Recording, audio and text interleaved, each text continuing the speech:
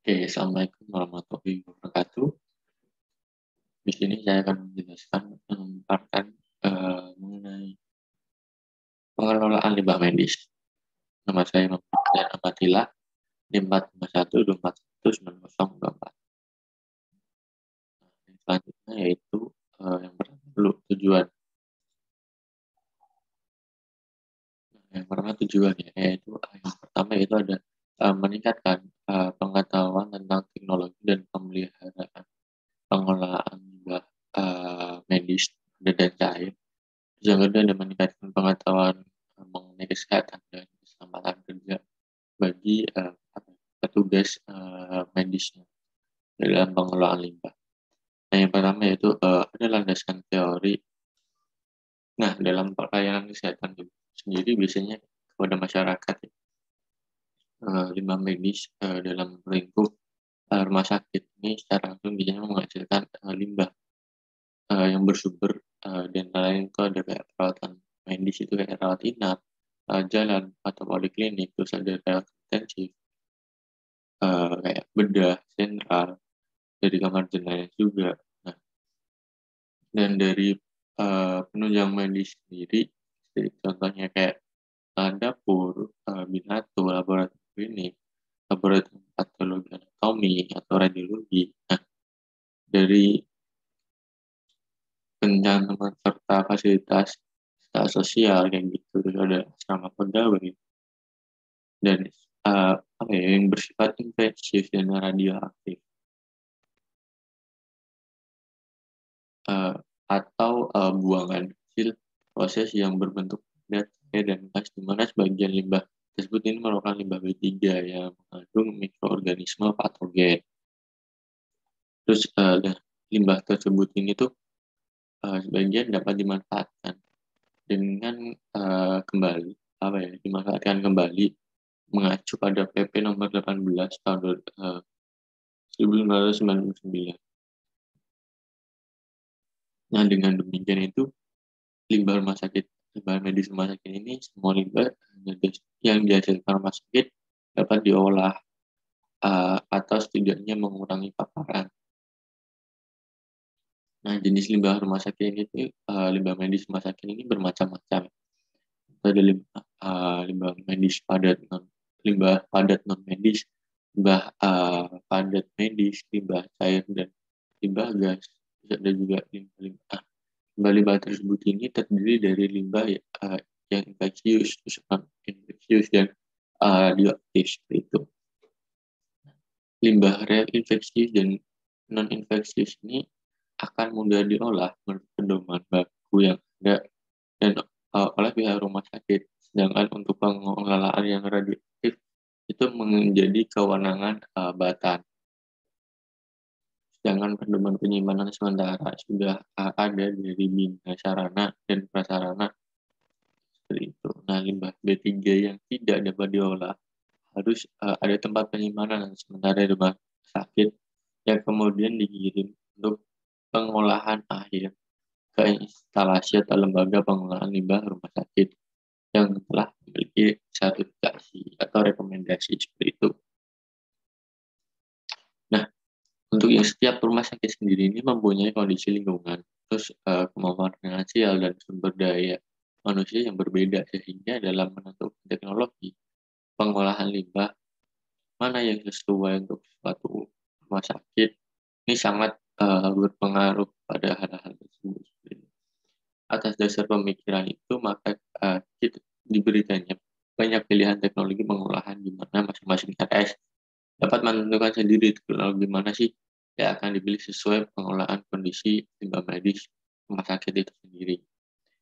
Dan mengacu kepada keputusan Menteri Negara Lingkungan Hidup nomor 86 tahun 2002 tentang pedoman pelaksanaan upaya pengelolaan lingkungan hidup dan upaya pemantauan lingkungan hidup dan keputusan Menteri Kesehatan Republik Indonesia nomor 1204 tahun 2004 tentang persyaratan kesehatan lingkungan rumah sakit. Nah, melihat latar belakang di atas perlu suatu adanya pedoman dan menatap melaksanakan pengolahan limbah padat dan cair di rumah sakit. Nah, limbah rumah sakit ini, limbah medis rumah sakit sendiri ini tuh semua limbah yang dihasilkan dari kegiatan tadi ya. Nah, untuk limbah yang berbentuk kayak pasta gel, terus krim, contohnya kayak salep atau oli bekas, itu untuk limbah pengolahan berbentuk itu sulit digolongkan jenis limbah seperti apa. Oh. Nah, untuk memudahkan pengolahan insinerasi atau dissolved panas, maka jenis limbah ini itu sebaiknya dicampur dengan serbuk gergaji atau pasir dengan limbah yang cukup, sehingga setelah dicampur atau diaduk secara merata, maka limbah ini dapat digunakan sebagai limbah padat. Nah, juga pembahasan dalam teknologi pengolahan limbah medis padat terlebih dahulu.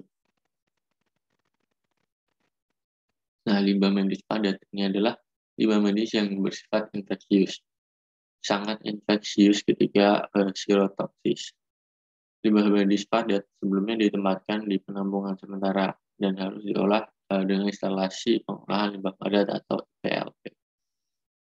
Selambat-lambatnya yaitu kurang dari 24 jam. Perlu penanganan yang cepat agar sifat infeksius dari limbah tersebut tidak menyebar ke lingkungan. Maka pemilihan teknologi IPLP ini sendiri dan kapasitas pengolahannya harus disesuaikan dengan jumlah medis per harinya itu berapa. Nah, menurut faktor yang sangat penting dalam menentukan keberhasilan suatu pengelolaan limbah sendiri, untuk menghitung kapasitas IPLP ini diperlukan suatu pengelolaan rumah sakit dengan formulasi yang tepat, karena tidak ada data yang dapat dijadikan acuan untuk menentukan limbah yang dihasilkan rumah sakit di Indonesia sendiri. Untuk jumlah limbah medis di suatu rumah sakit itu tidak hanya bergantung dari jumlah tempat tidurnya saja, tetapi juga sangat dipengaruhi oleh jumlah pasien dan jenis penyakit yang dideritanya. Nah, untuk perhitungan sederhana sendiri, kapasitas IPLP ini yang diperlukan rumah sakit itu ada berbagai jenis kelas, seperti itu, ada berbagai jenis perhitungan. Disesuaikan dengan kelompok masing-masing. Nah, perhitungan kapasitas IPLP hanya berdasarkan pada jumlah tempat tidur biasanya yang sering digunakan di dalam suatu rumah sakit dan mengabaikan jumlah pasien dan kondisinya. Contohnya jenis penyakit. Nah, dalam diasumsikan satu tempat tidur itu di suatu rumah sakit menghasilkan limbah medis rata-rata sebanyak 250 gram per harinya. Maka dapat diprediksi untuk masing-masing kelas rumah sakit sendiri itu untuk kapasitas per mesinnya pengelolaan yang diperlukan dengan asumsi 6 hari kerja. Nah, dalam pengelolaannya sendiri, limbah medis padat ini pada prinsipnya ialah menghilangkan sifat infeksius dan meminimalisasi sifat patogen. Nah, agar proses pengelolaan limbah medis dapat cepat dan efisien, limbah medis tersebut harus sudah dipilah-pilah dari sumbernya dengan menggunakan warna kantong yang berbeda, dan setiap kantong diberi peringatan dan lambang limbah invasius atau limbah radioaktif seperti itu. Diperlukan suatu kedisiplinan juga yang tinggi dan kemauan yang sungguh untuk pengelolaan limbah medis rumah sakit ini untuk petugasnya, dan untuk mewujudkan suatu kedisiplinan yang tinggi itu diterapkannya lah acuan-acuan atau peraturan.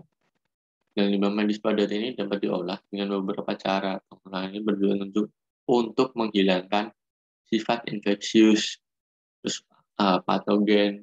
Nah, limbah ini untuk meminimalisasi sehingga dapat dibuang ke tempat penimbunan atau landfill dengan mudah dan aman. Seperti itu.